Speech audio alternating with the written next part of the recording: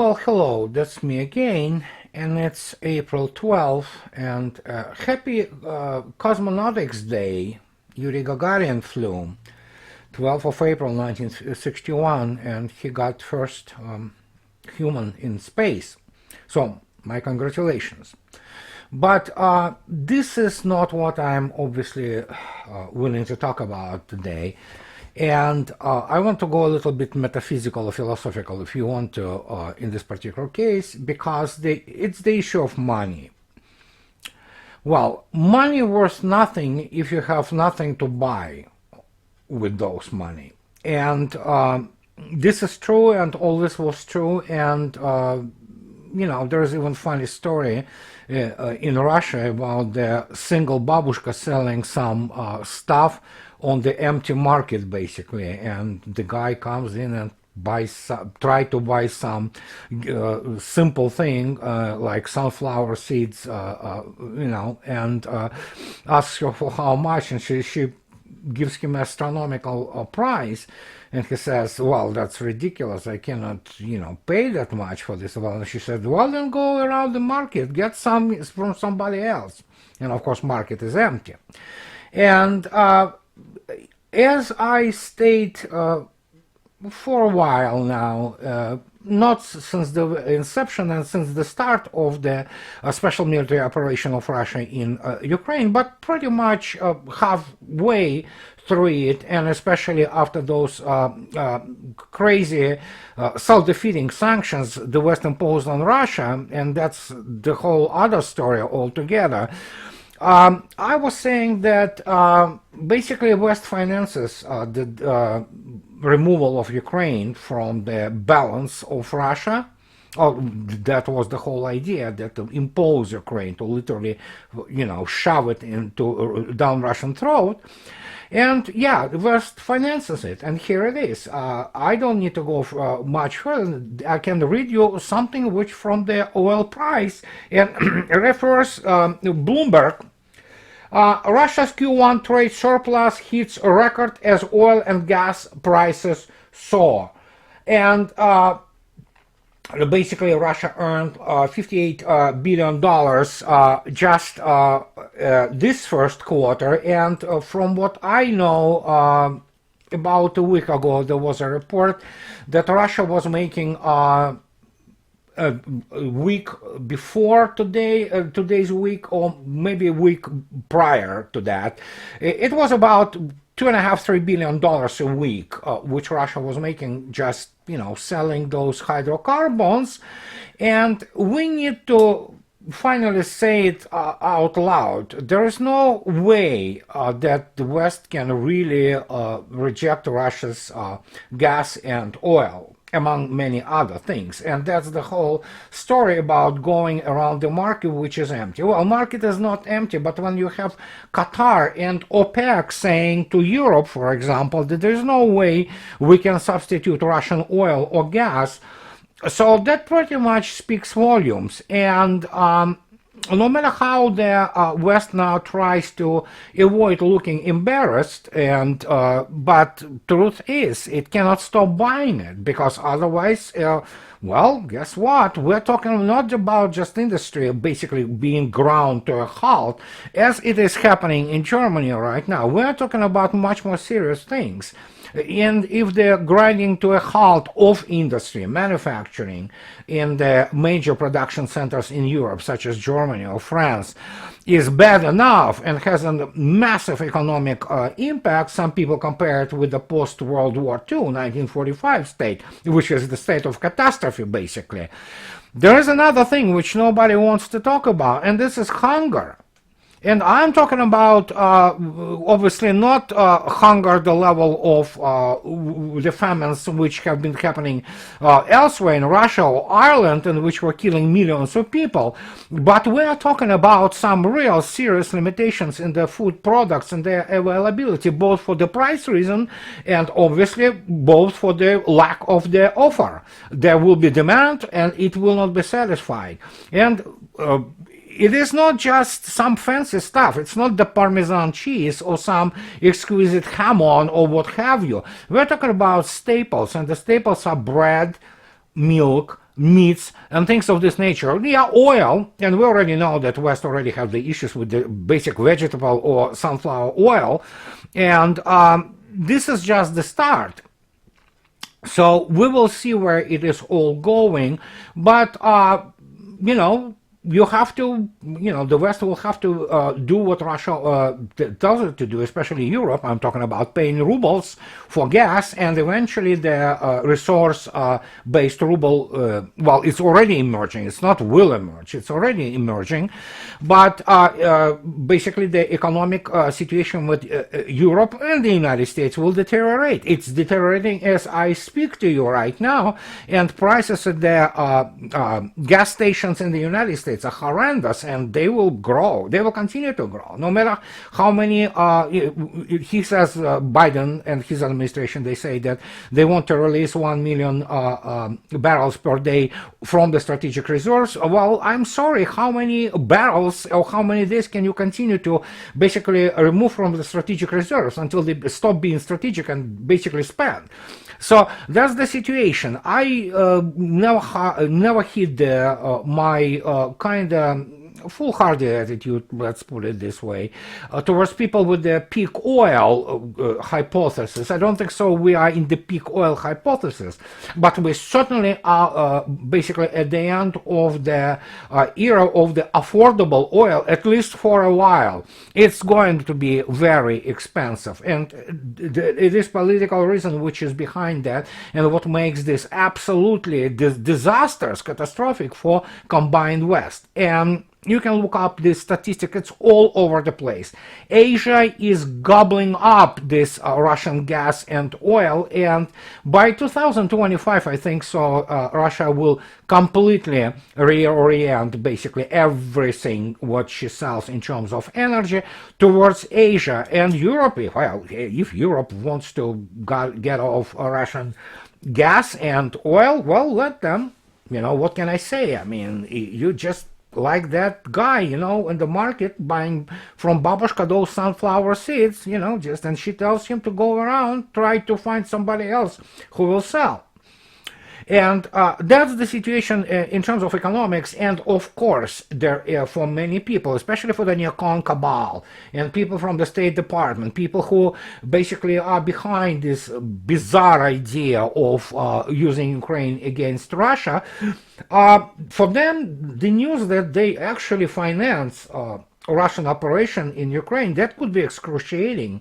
I can totally get it. Granted, they understand that, which at this stage I begin to really doubt that there is, even as I was writing in a number, in both in my book and I write it on the blog, that at least at some point of time, let's say 2015, you would say, okay, there are two levels, so to speak. One level of the propaganda, which is designed specifically for the consumption by the basically, you know, plebs, by general public. And of course there is second level, which is sort of secret level, which is never exposed to the general public, and this is the level where people who know, they know the score, and they, so to speak, just provide this propaganda to placate the population, while in reality they know what they are doing, and at least they follow some kind of plan. I have to admit, at this stage I begin to doubt that this scheme or this arrangement really exists anymore. I really begin to think now that those people, they literally don't know what they are doing. I mean, and in this particular case, the issue of the people who know the score is out of the window. I mean, and I have the reasons to say that, especially when we begin to kind of go to the second part of my talk today. It's about Russian operation in Ukraine and how it proceeds militarily. And after the, obviously, Ukrainian propaganda, which was bought by the all mainstream media in the United States, and about some Battle of Kiev, There was no Battle of Kiev really, but obviously Russian troops just entered a couple of the towns and villages, then left, and then Ukrainian military moved in to that, and they call it Battle of Kiev. While in reality, and again, not only me, Scott Ritter is on that. Many people, Larry Johnson is on that. I mean, Douglas McGregor is on that. And the fact that Russians were using Kiev to pin down the only available fighting force which can supplement or can be used as the reserves for this huge blob which is beginning to be reduced as I speak in the eastern Ukraine, in Donbass. Now there is a number which is circulating there, and we have to really change our estimates from 80,000 people are talking about, including even Western people, that there are up to 100,000 of Ukrainian troops there. So, as you understand, this is going to be the biggest operation since the World War II in European part, and I'm talking about they are surrounded already pretty much, and they cannot be resupplied. And though you can hear all the time senators and congressmen and media people and all those generals talking about that they will provide some kind of the deadly weapons to Ukrainian forces, sure, they will provide javelins, they still do it, they provide Stingers, but the problem for them is obviously the fact that Russia has an excellent orbital grouping of the satellites and has other means of the recon and intelligence that will allow to provide a very serious and very accurate targeting to any kind of the larger equipment which will be supposedly planned to deliver to Ukraine, or let alone to this surrounded Ukrainian grouping, which is basically comes down to, they say 21 brigades, who knows? I mean, so, but it's a lot. Many people. So they will be delivered, they will be annihilated. And although the Prime Minister of Slovakia may go on record saying that the latest thing, which was S-300, which was delivered and already annihilated by Russian aviation and Russian standoff weapons, he says that it wasn't the Slovakian one. Well, who knows? I think so. It is Slovakian one, S-300, which was obliterated, and that's gonna happen to any kind of the weapon system you cannot transport in the small van or regular car, and that's what you can do with javelins, for example, or with Stingers. But of course, the real story are American generals. The latest one being Ben Hodges, and those people, I don't know, really, I would, as I already stated a number of times, you have to even lie professionally, not to make an idiot out of yourself.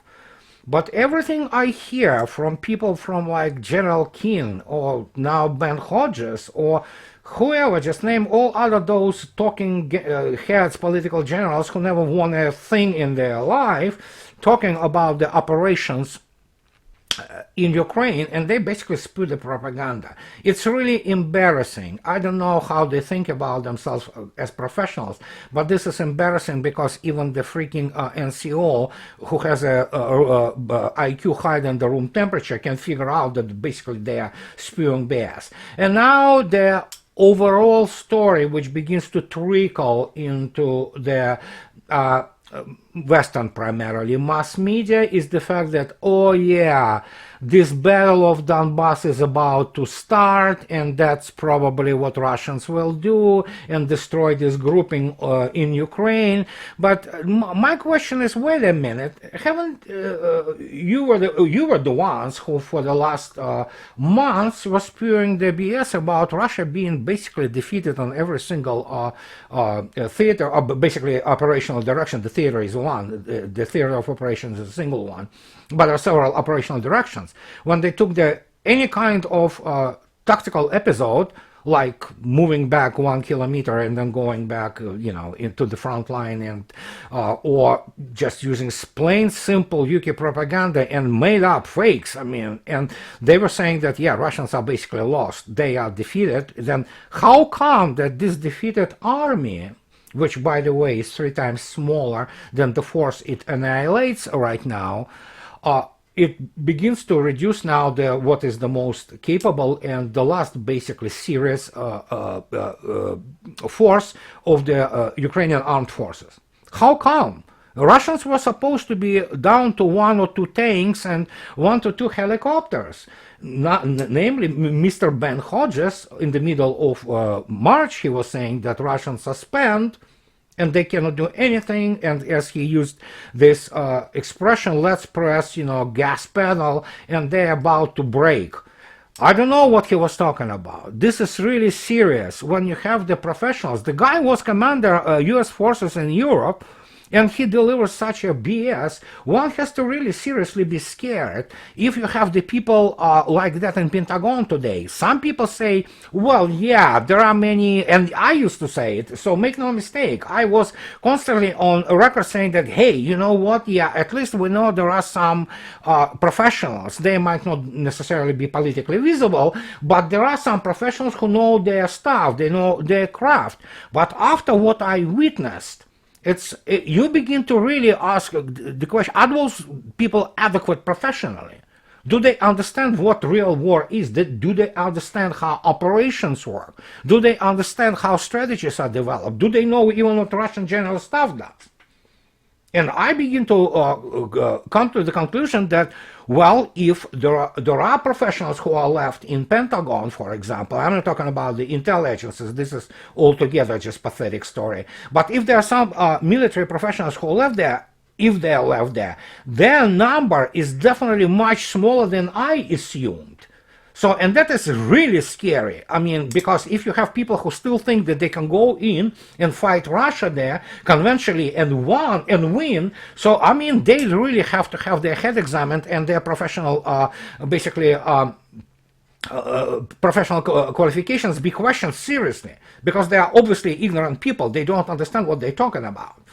But it is what it is, basically. The Battle of Donbass, or however you want to call now, by this Russia, which lost the war, by means of basically destroying the Ukrainian armed forces, and especially basically denying them mobility in the first couple of weeks of that operation. I don't know. I mean, this is absolutely bizarre. I never experienced anything like that. You can say whatever you want, but even Russians were laughing at Baghdad Bob. Everybody knew he was basically spewing BS. The United States was going forward and inevitably would conquer the, Iraq by means of destroying Iraqi army. But now we have people who are Baghdad Bobs, and they are not in Baghdad, they are in Washington, or they are in New York. They are speaking, they are talking heads with, all over the American media, American TV, what have you. And these are people who are not some kind of, journalists or political scientists. Many of them are generals. Many of them even graduated West Point and then went to U.S. Army War College, and they continue to spew this. I mean, do they respect themselves professionally? I know everybody has their own price, but I mean, they are cheap in this particular case if they want to parade themselves as clowns spewing this absolute BS. And that's what really upsets me, because in this case, it is the issue of national security, not in the sense that somebody threatens the United States, but in the sense that the United States, as it happened already with a cabal of neocons and crazy political foreign policy doctrines written by Brzezinski and other people who have no clue, and they will basically decide that, oh yeah, we can do it. They will go in and they will have their ass handed to them on the platter. And then what happens, as I constantly on the record, the United States is highly nuclear biased power, because it never fought real serious conventional enemy, let alone what they like to say peer enemy. Well, Russia is more than just a peer. And that's the other thing which people don't understand, who still, and there are the certain, strata of American political elites, so to speak, who think that, oh yeah, we still can get into into Ukraine and, kick Russians. I mean, there is the point of view like that, and some people do believe in that. The worst part of it, there are some military people who believe in that, and that is scary. And as I already stated, it's scary not because it may go nuclear, by Russia, but because it may go nuclear by the United States if they will not get sober and look at the reality that basically no matter which force NATO accumulates and tries to fight Russia conventionally, for starters, it will take many, many months, to say the least, maybe even a year to accumulate. I don't know. United States will need to introduce the draft, and we'll see what happens after that. So, but this force will be also decapitated, and there will be the losses which United States have experienced in its history. And I'm not talking about basically the European part of this hypothetical operation. And this is just it. And that brings us kind of to the last segment of what I wanted to say today. It's the fact that many people, including from Russia, although their number is kind of being kind of reduced, all still worry. They still try to say that, oh, there should be some time frame for this or that operation. Well, there is a time frame, there is a plan, and today Vladimir Putin was very specific, saying that it all goes according to plan developed by general staff. And people in Russian general staff are not idiots. They are certainly not Ben Hodges.